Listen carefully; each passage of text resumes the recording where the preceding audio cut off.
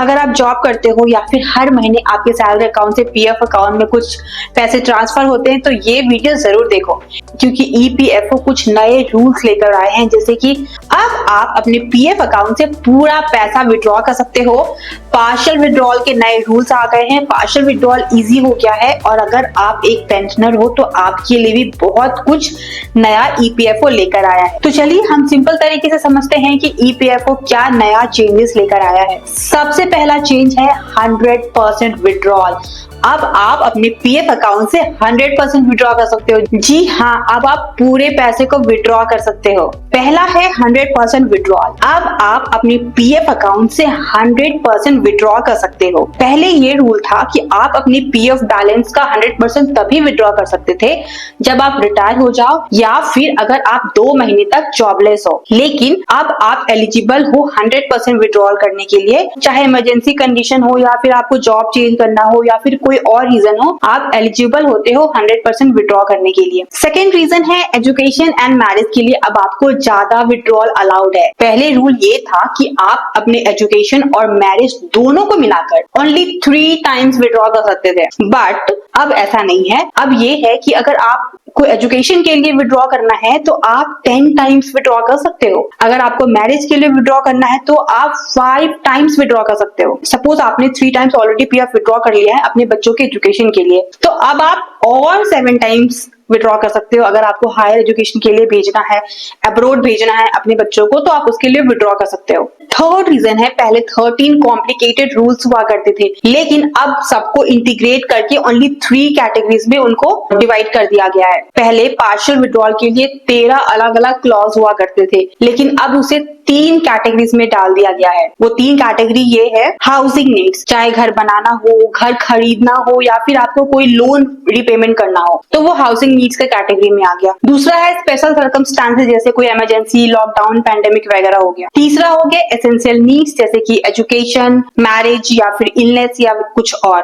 Fourth rule ये है कि अगर आपने बस 1 साल यानी कि 12 महीने का जॉब किया है तो उसके बाद भी आप एलिजिबल होते हो पार्शियल विड्रॉल के लिए। पहले क्या था, आपको विड्रॉ करने के लिए आपको 5 इयर्स तक वेट करना पड़ता था ताकि आप एलिजिबल हो सको, बट अब ऐसा नहीं है। अब उस 5 इयर्स को चेंज कर दिया गया है, वो है 12 मंथ्स। आप 1 साल में एलिजिबल हो जाते हो पीएफ को विड्रॉ करने के लिए। अगर आपने 1 साल तक जॉब कर लिया है उसके बाद आप एलिजिबल हो जाते हो अपने पीएफ को विड्रॉ करने के लिए। फिफ्थ है, अब आपको कोई रीजंस बताने की जरूरत नहीं है। पहले अगर आप स्पेशल कंडीशंस वाले ऑप्शंस में जाके विड्रॉ करते थे तो आपको बताना पड़ता था रीजंस कि आपको विड्रॉ करने का रीजन क्या है वो इमरजेंसी कंडीशन। इनफैक्ट डॉक्यूमेंट्स और प्रूफ्स भी देना पड़ता था, लेकिन अब ऐसा नहीं है। अगर आपको स्पेशल सर्कमस्टांसेस में विड्रॉ करना है तो आपको बस अप्लाई करना है, रीजंस देने की जरूरत नहीं है। आप बस अप्लाई करोगे और आपका पीएफ विड्रॉल अप्रूव हो जाएगा। सिक्स्थ है, मिनिमम 25% का बैलेंस आपके पीएफ अकाउंट में होना चाहिए। मतलब जब भी आप अगर पार्शियल विड्रॉ भी कर रहे हो तो भी आप 75% तक ही विड्रॉ कर सकते हो। मिनिमम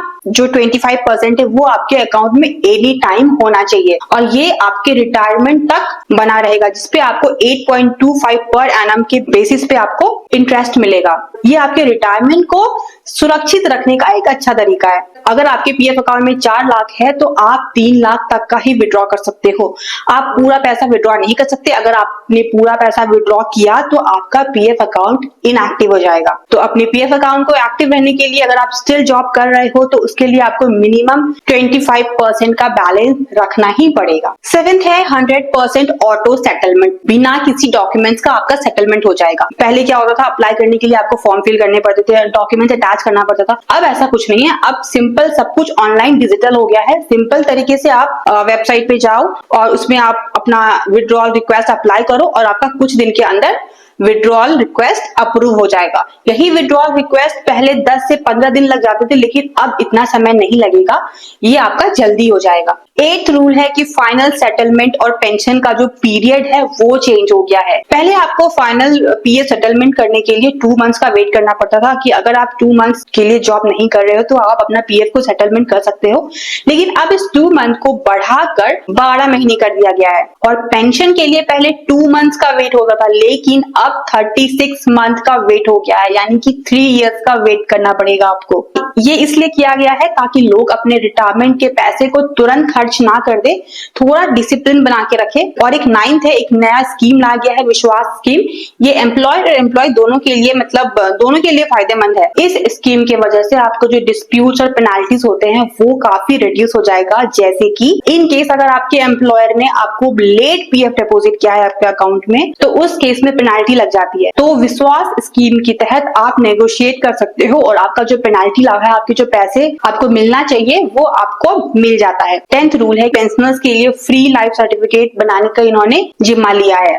अगर इन केस जो पेंशनर्स है, जो बूढ़े बुजुर्ग है, उनको बैंक जाने में या पोस्ट ऑफिस जाने में तकलीफ हो रही है, वो नहीं जा पा रहे, तो ईपीएफओ अलाउ करेगी कि ऑनलाइन लाइफ सर्टिफिकेट वो बना पाए, वो भी फ्री ऑफ कॉस्ट। और 11th इंपॉर्टेंट रूल है कि ईपीएफओ ने नया ईसीआर सिस्टम लॉन्च किया है, मतलब एम्प्लॉयर्स के लिए नया इलेक्ट्रॉनिक चालान कम रिटर्न सिस्टम आएगा, जो कि सितंबर 2025 से इफेक्टिव होगा। ये अब 4 सिंपल स्टेप्स में होंगे: upload, verify, challan generate and payment. ये सिस्टम रियल टाइम चेक्स करेगा, जिसकी वजह से एरर्स या फिर लेट सबमिशन का ग्रीवेंस कम होगा। और 12th चेंज जो ईपीएफओ ने किया है वो ये है कि इसने 4 फंड मैनेजर को अपॉइंट किया है, जो अगले 5 साल तक ईपीएफओ का डेट मैनेजमेंट करेगा, जिससे एक स्टेबल और अच्छा रिटर्न मिल सके। तो दोस्तों, ये थे ईपीएफओ के नए रूल्स।